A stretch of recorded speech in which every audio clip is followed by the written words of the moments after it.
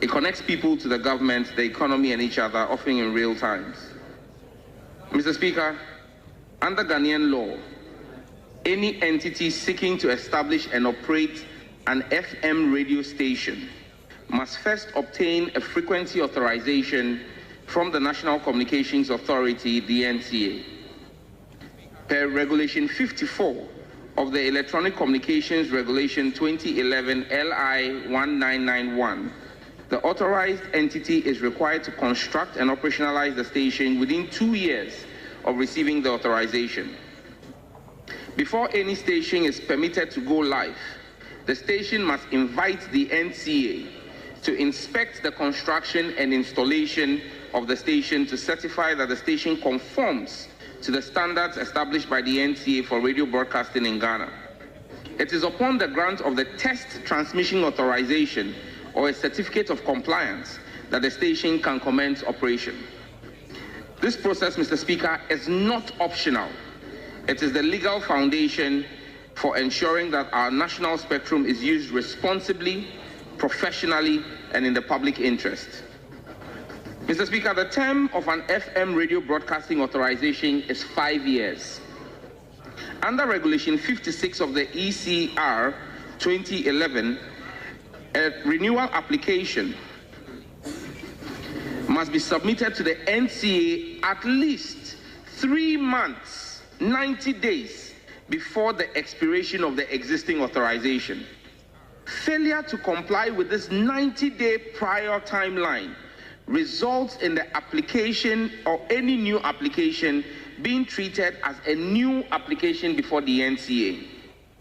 In fact, the Electronic Communications Tribunal, chaired by Justice Dateba, affirmed this position in the case of the Ghana Independent Broadcasters Association versus the NCA Appeal Number ECT/APP/002/2017. Mr. Speaker, on 12 February 2025, shortly after I assumed office as the Minister for Communication, Digital Technology and Innovation, I issued a directive to the NCA to produce a complete listing of frequency authorizations granted or renewed within the preceding 60 days. The objective of the audit was to produce an accurate and up-to-date inventory of all assigned, unassigned, and unauthorized frequency holdings in Ghana. It sought to identify cases of spectrum hoarding, detect underutilized frequency bands, and strengthen enforcement action against entities operating outside the law. Mr. Speaker, alarming revelations unearthed by the initial exercise necessitated me to expand this directive to a nationwide forensic audit of all FM broadcasting authorizations aimed at discharging our sacred duty to manage state assets with integrity.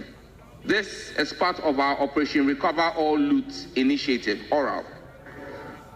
Mr. Speaker, the NCA's audit showed several cases of non-compliance with the regulation and conditions of broadcasting authorization. The preliminary audit revealed over 600 active radio stations with frequencies, many of which were inactive, expired, or improperly renewed. Mr. Speaker, as of this morning, the NCA has commenced phase 2 of our regulatory enforcement following the broadcasting regulation frequency audit. This phase targets several categories of non-compliant FM stations whose operations contravene existing laws and regulations and includes the following. Group 1, 28 FM radio stations who are currently operating with expired authorizations. Despite the NCA instructing these stations to cease operations in 2024, several of these stations have continued broadcasting unlawfully. These actions constitute a violation of Section 2.4 of the Electronic Communications Act 2008. Group 2, 14 FM stations, which were issued notices of revocation for failure to establish operations within the required 2-year period following the grant of their authorizations. These stations later requested technical inspections but have not completed the process and have continued to broadcast in violation of Regulation 54 of the Electronic Communications Regulation LI 1991. Group 3, 13 FM stations which applied for authorization to continue operating and have been issued provisional authorization but have not settled the provisional authorization fees in full. Mr. Speaker, without payment of these fees, their authorizations are invalid and their broadcast is a violation of Section 2.4 of Act 775. The last group of stations that we took action on this morning are 7 FM stations who have paid their provisional authorization fees but have not yet received final authorization in fulfillment of the technical and regulatory requirements under Regulation 54 of LI 1911. Mr. Speaker, spectrum is a finite and highly valuable national resource. It is a public good held in trust for the people of Ghana. Those granted access must therefore comply strictly with all applicable legislations. Mr. Speaker, a few minutes ago, His Excellency John Dramani Mahama, the President, directed that the Ministry of Communications, Digital Technology and Innovation work with the regulator, the NCA, to allow all the affected radio stations some additional time to correct the identified breaches within a defined time frame. Those who fail to do so shall have their authorizations formally revoked under the law. In line with this directive from His Excellency the President, the Ministry and the NCA have granted a further 30-day grace period to all defaulting entities. Mr. Speaker, this is not the same as the arbitrary revocations and hefty fines imposed under the previous administration. As a current government, the Ministry has also been instructed to waive all the applicable fines that should have been applied to the defaulting entities. Mr. Speaker, since morning, I have received calls from colleagues on both sides of the aisle, notifying me that some interests they may hold have been affected by the ongoing exercise. Dear honorable colleagues, we passed the laws and have a high bar set for ourselves as honorable members of this august house. We need to lead the way with exemplary conduct. As a ministry and regulator, we are status agnostic and will be fair to everyone irrespective of ethnic, religious, political, or social affiliation. Mr. Speaker, let me, just for the records, name the stations that have been affected. Table 1, FM stations that have been issued expiry of authorization letters for failure to apply for renewal. Number 1, Life World Broadcast Limited, operating in Offenso on 94.3 FM. 2, Akpini Communication Limited, operating in Pando on 96.7 FM. 3, Victory FM in Aflao, operating on 96.1 FM. 4, Oracle Multimedia, operating in Nadoli on 88.5 FM. 5, Jewel Group Limited in Duayao, Kwanta, operating on 102.7. 6, Bolton Portfolio Limited, operating in Nkoko on 96.9 FM.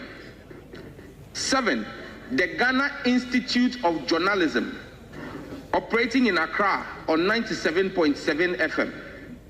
8, Obrempong FM, operating in Agona Swedru on 91.7 FM. 9, KD Community Multimedia, operating in Kede on 92.5 FM.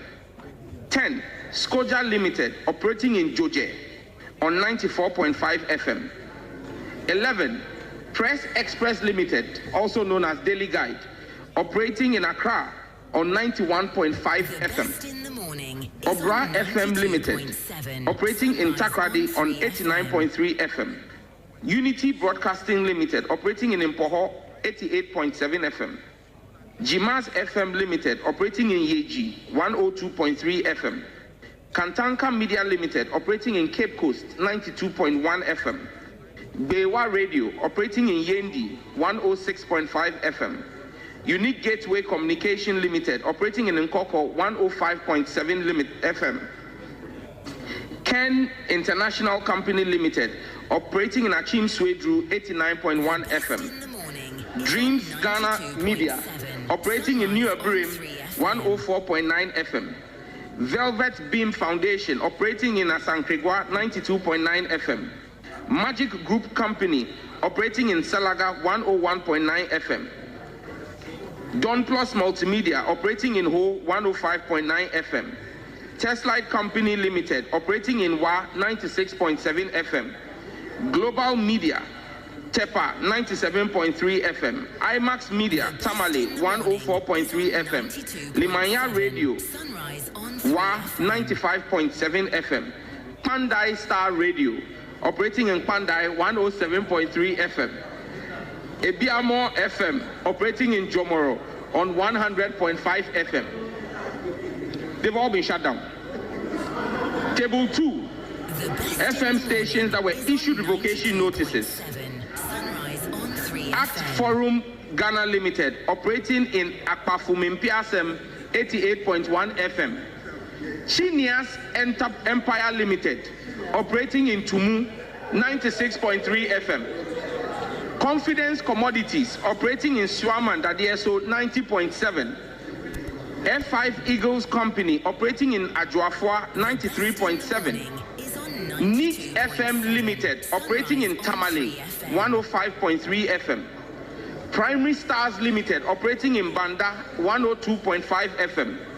Subampa Community Radio in Barakesi, 96.7 FM. Wasaman FM in Atieku on 101.9 FM. Mr. Speaker, number 9, Wuntumi Multimedia Company Limited.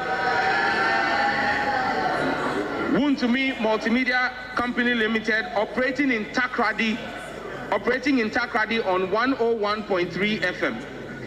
Number 10, Wuntumi Multimedia Company Limited, operating in Accra on 95.9 FM. Jimbali Community Association in Jimbali, 95.9. Kingdom Dynamic Kukrantumi, 93.3.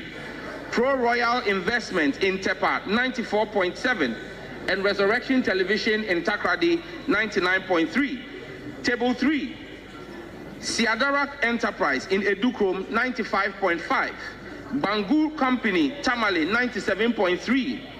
Jam Multimedia in Kintampo, 101.3. Chameleon Communication in Wa, 91.1. Chaka Multimedia in Jasikan, 88.7. Clickshot Multimedia in Shama, 89.9. Free Minds in Tema, 104.5. Gemsak Media Network in Nswatre, 103.3. Mediacast Limited in Kumasi, 102.5. Mobile Zone in Bolgatanga, 94.3. Ultimate Multimedia in Tamale on 107.1. West FM in Ho on 97.5. Western Salam Company Limited in Takrady, 89.7. And Mr. Speaker, the final table, 7 stations. Asasi Broadcasting Company Limited in Accra on 99.5 FM. Dynamic Chapters Limited in Wenchi on 95.7. Global Media Alliance in Accra on 98.9. God Steve Media Association in Atimpoku on 87.7. Rejoice FM in Mim on 101.7. Sankofa in Takrady on 98.7. And Sweet FM in Chifopraso on 106.5. Mr. Speaker, our goal is not punishment, but accountability, order, and the responsible stewardship of a public critical resource. This is not routine housekeeping. This is a declaration against impunity, abuse, and inertia. The airwaves do not belong to the powerful and connected.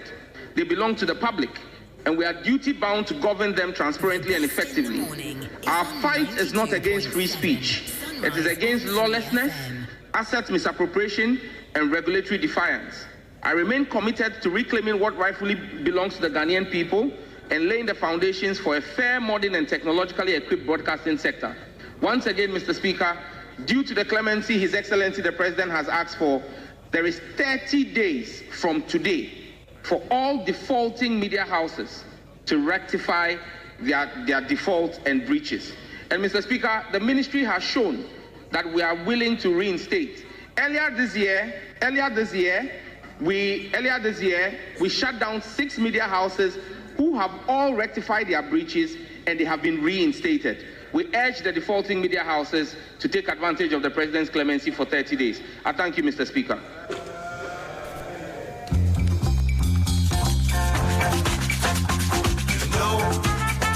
Like I know. 3FM Sunrise. Tell me why I feel good about things you do.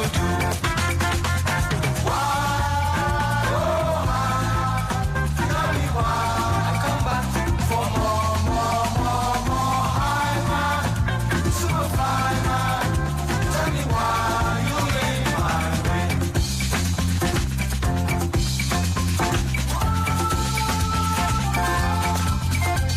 The best in the morning is on 92.7 Sunrise on 3FM.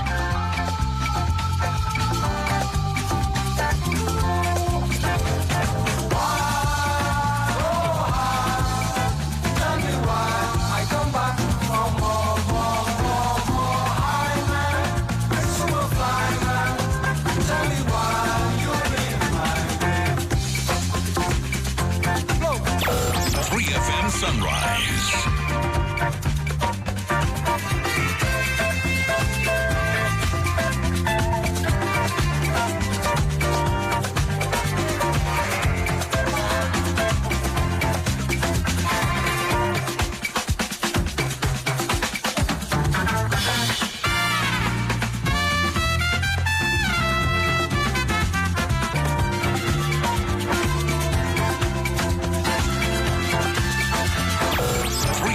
Sunrise.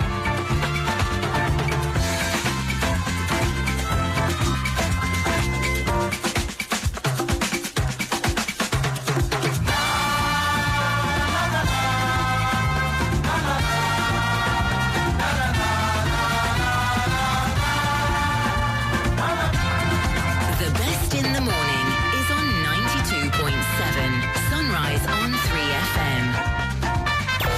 3FM Sunrise.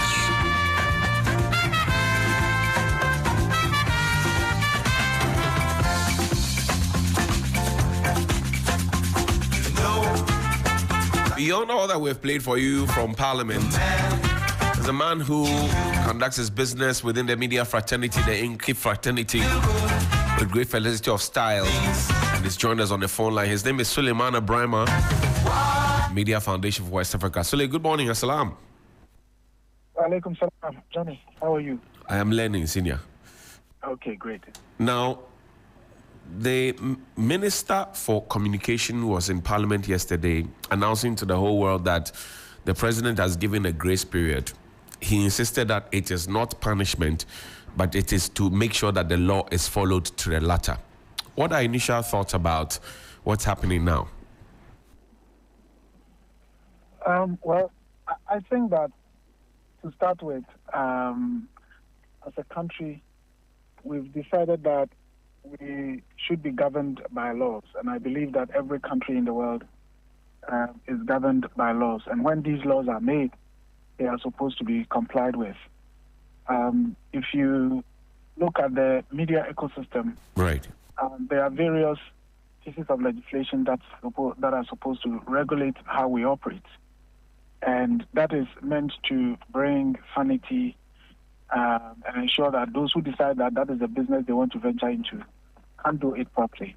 That is why I cannot get up today and decide to grab the frequency that you are transmitting or broadcasting on, right, to just start broadcasting.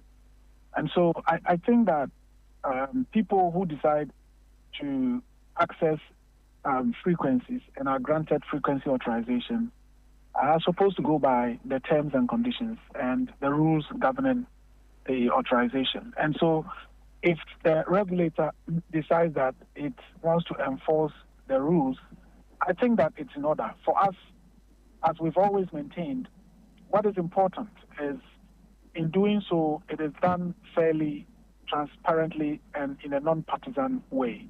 right. In 2019, when it was done, we had issues because quite clearly it was a political thing that they were doing. So on this occasion, if it is fair and transparent, why not? We cannot say that the laws should exist but not work. Now, for the media houses who are affected, they have 30 days within which to honor this grace period and to bounce back. But we have a history that stations are not making as much as they want to make to be able to satisfy these prerequisites of the law that must qualify them to broadcast on air. How should the government proceed going forward if this grace period expires and people are not still able to pay?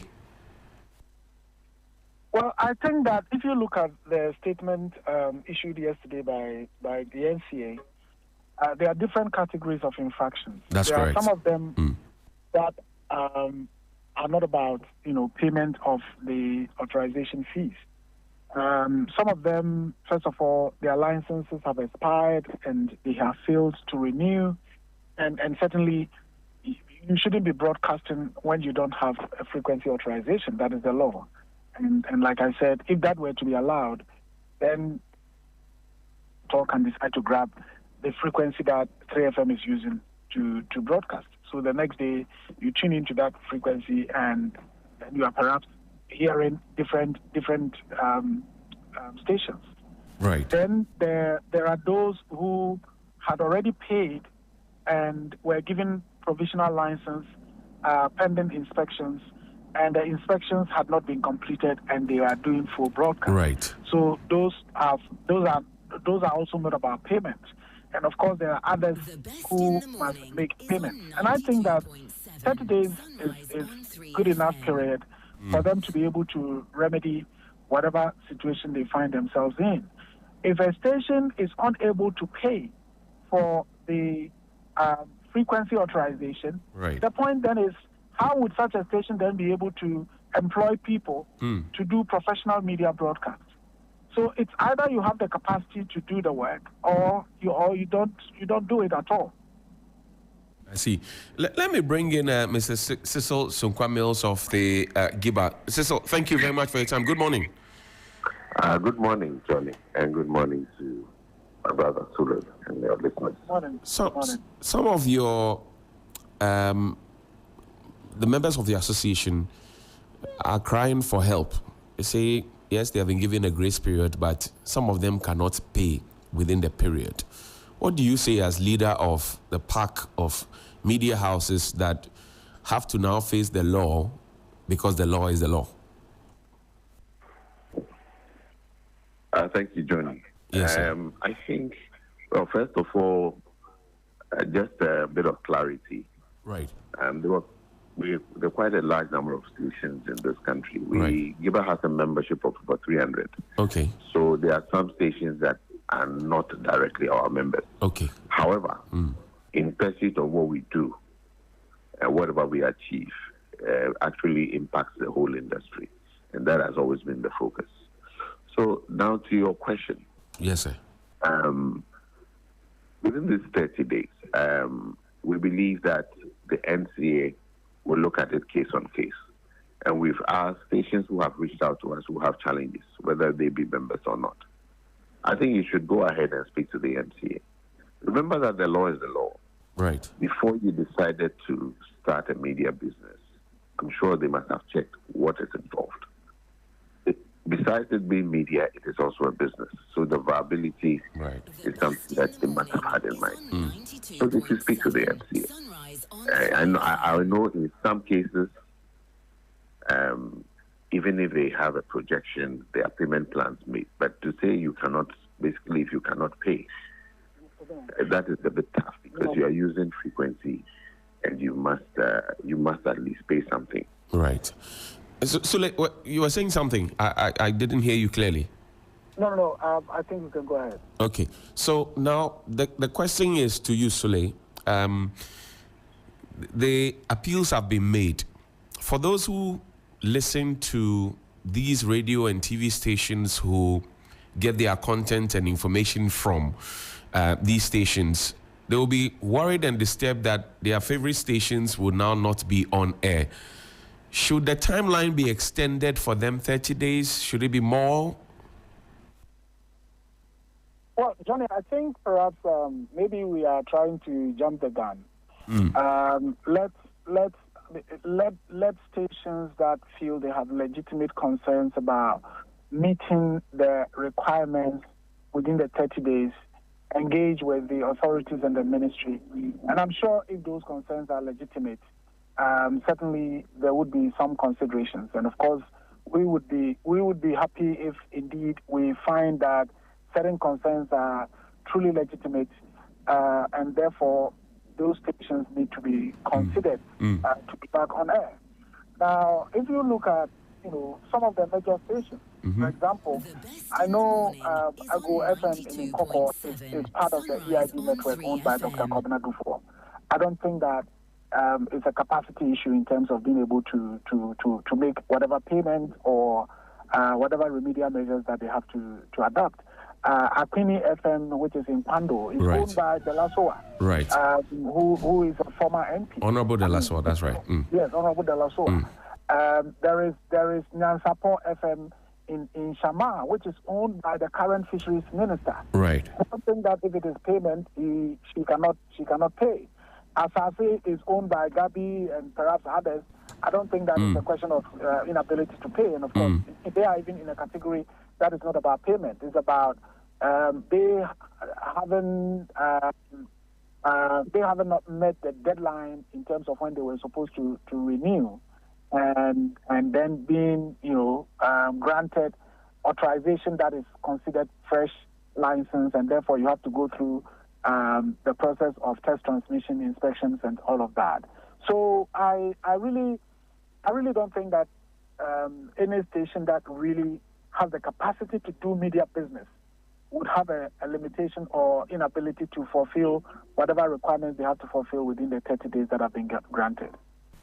Now, Mr. Sunko-Mills, I come to you now. There are those who also suggest that this is laden with politics and it is a gag on the press against press freedom. What do you say?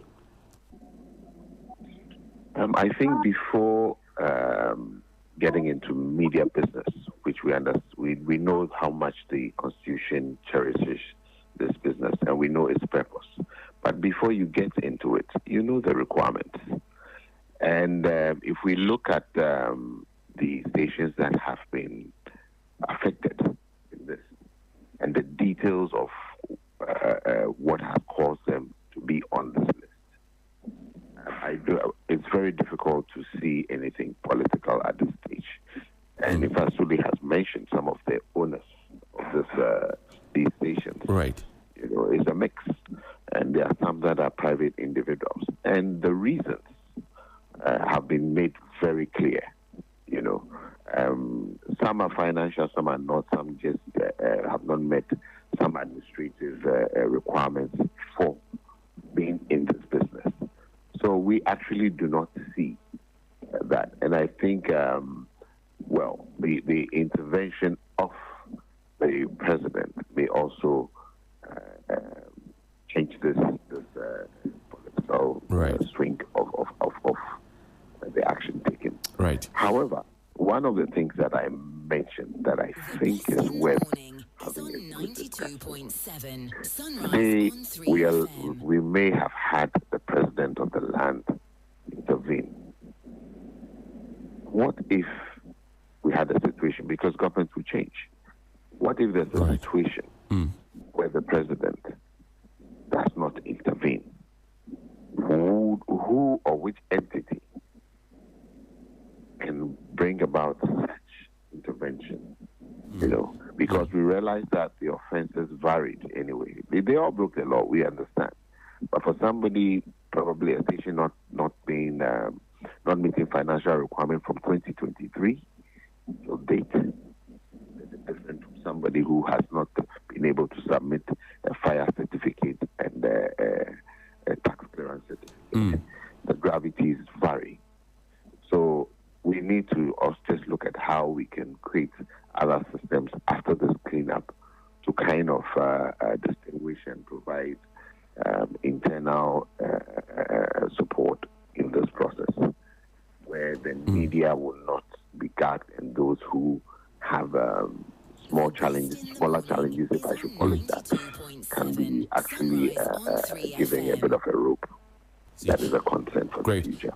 Sule, your closing thoughts as we wrap up this conversation. What do you leave us with? Well, I think it's important to continue to seek ways in sanitizing the airways and the media landscape for that matter. I think increasingly people are becoming quite concerned about the cacophony within our media landscape, the disregard for professionalism, disregard for standards and all of that in our media landscape. And what will make it worse if we begin to entertain impunity, where we say, well, people can abuse the law and nothing happens. Our principal job as Media Foundation is to promote press freedom, freedom of expression. But that does not mean that people should do just anything they want in the name of press freedom or freedom of expression. Right. So let's all abide by the law. Thank you, Suleiman Abrahama, Executive Director of Media Foundation for us. We're grateful, Sule. Thank you. Mr. Sunkwa Mills, you have the closing thoughts. What do you share? Johnny, after this exercise, I think the next thing we need to look at is how we can move the broadcasting bill, because currently, for our media landscape, it's very difficult to separate the platforms from the content. So we need to have a hybrid situation where probably the NMC and the NCA are able to work together, because after what is happening now, we also have issues to do with content regulation that we need to improve the media landscape. Right. So I'm looking forward to that as the next step. Thank you very much, Mr. Cecil Thomas Sunkwa Mills, President of GIBA, of which we are proud members. We greet you this morning, sir.